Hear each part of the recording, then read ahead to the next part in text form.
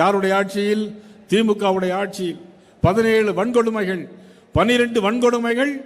இன்றைக்கு இந்த ஆட்சிக்கு இன்னைக்கு முடிவு கட்டுகிற வன்கொடுமைகள் நிறைய நடைபெற்றுக் கொண்டிருக்கிறது.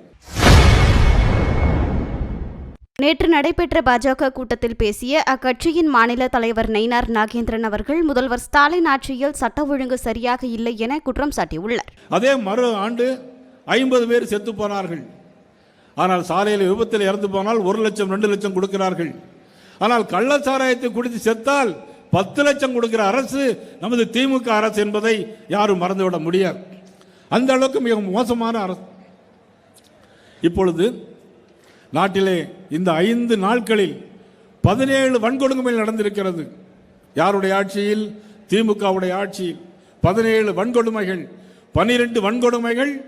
இன்றைக்கு இந்த ஆட்சிக்கு இன்னைக்கு முடிவு கட்டுகிற வன்கொடுமைகள் நிறைய நடைபெற்றுக் கொண்டிருக்கிறது. லாக்கட்டத்துகள் மரணங்கள் 24 பேர் இறந்து போனார்கள். சிவகங்கையில் அடித்து கொல்லப்படுகிறார். முதலமைச்சர் கொல்லப்பட்ட இறந்த ஒரு வீட்டுக்கு போன் பண்ணி சொல்லுகிறார், இப்பொழுது சாரி அப்படிங்கிறார்.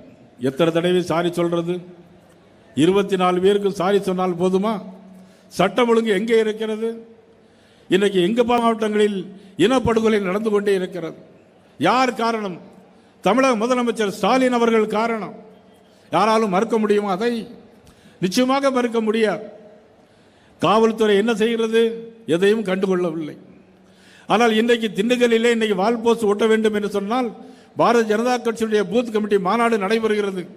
கொடிகள் எங்கே கட்ட முடியவில்லை.